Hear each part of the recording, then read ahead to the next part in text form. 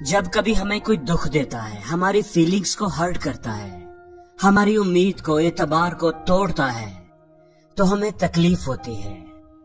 ہمارے پاس دو راستے ہوتے ہیں، ایک تو یہ کہ ہم اسے اسی شدت سے ہرٹ کریں، اتنا ہی دکھ اسے بھی دیں جتنا اس نے ہمیں دیا ہے، وہ بھی اس تکلیف کو ویسے ہی محسوس کرے جیسے ہم نے کی ہوتی ہے۔ اور دوسرا راستہ جاننے سے پہلے آپ یہ چھوٹی سی کہانی سنیں۔ ایک سانپ جو کہ بھوکا تھا اور کھانے کی تلاش میں نکلا ہوا تھا، رات کا وقت تھا، رینگتے رینگتے وہ ایک کارپینٹر کی دکان میں داخل ہو گیا۔ وہ ادھر ادھر کھانے کی تلاش میں رینگ رہا تھا کہ اچانک ہی کوئی چیز اس کے جسم میں چبھی۔ اسے ایسے لگا جیسے کسی چیز نے اسے کاٹا ہے۔ بیسیکلی وہ ایک آری تھی جو فرش پر پڑی رہ گئی تھی۔ سانپ جب اس کے اوپر سے گزرا تو آری کے دندے کی وجہ سے اس کے جسم پر کٹ لگ گیا۔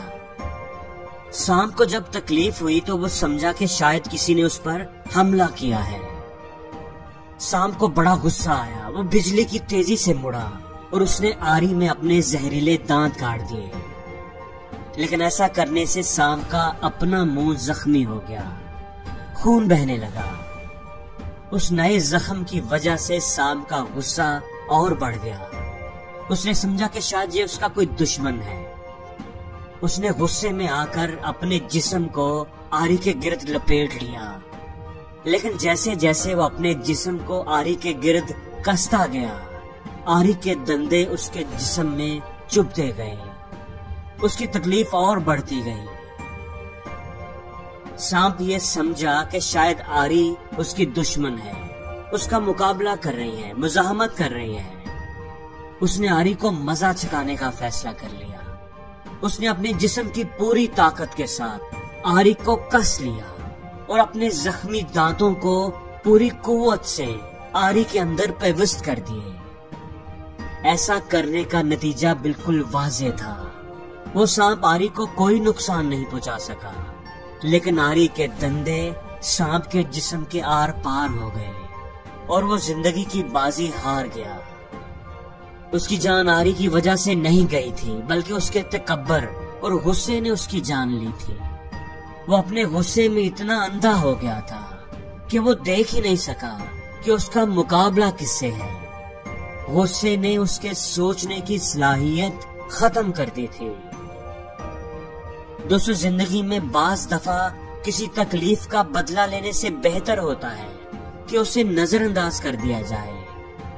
جس کسی نے آپ کو دکھ دیا، آپ کی بے عزتی کی، آپ کو تکلیف پہنچائی، آپ کے ساتھ کچھ غلط کیا، اس کا بدلہ لینا ضروری نہیں ہوتا، ہر بار ضروری نہیں ہوتا۔ زندگی کی ہر جنگ کو جیتنا ضروری نہیں ہوتا، کیونکہ کچھ جنگوں کو لڑنے میں ہمارا اتنا نقصان ہو جاتا ہے کہ ان جنگوں میں جیت سے بھی ہمارا نقصان پورا نہیں ہوتا۔ بعض دفعہ ہم سوچتے ہیں کہ کسی نے ہمیں نقصان پہنچایا ہے، تکلیف دی ہے، اور ہم اس کا بدلہ لینا چاہتے ہیں، اسے نقصان پہنچانا چاہتے ہیں، لیکن اسے نقصان پہنچاتے پہنچاتے ہم اپنا مزید نقصان کر لیتے ہیں۔ اس لیے دوستو، دوسرا راستہ یہ ہے کہ اگر آپ کو کوئی تکلیف پہنچائے، آپ کو ہرٹ کرے، تو اسے نظر انداز کر دیں اور زندگی میں آگے بڑھ جائیں۔ اس پر غصہ نہ کریں، اسے غلط ثابت کرنے میں اپنا ٹائم اور انرجی برباد نہ کریں۔ اگر آپ راستے میں بھونکنے والے ہر کتے کو پتھر ماریں گے تو کبھی منزل پر نہیں پہنچ پائیں گے۔ ایک بات اور، اگر کسی نے آپ کو تکلیف دی ہے تو آپ ہمدردی سے اس کے بارے میں سوچیں۔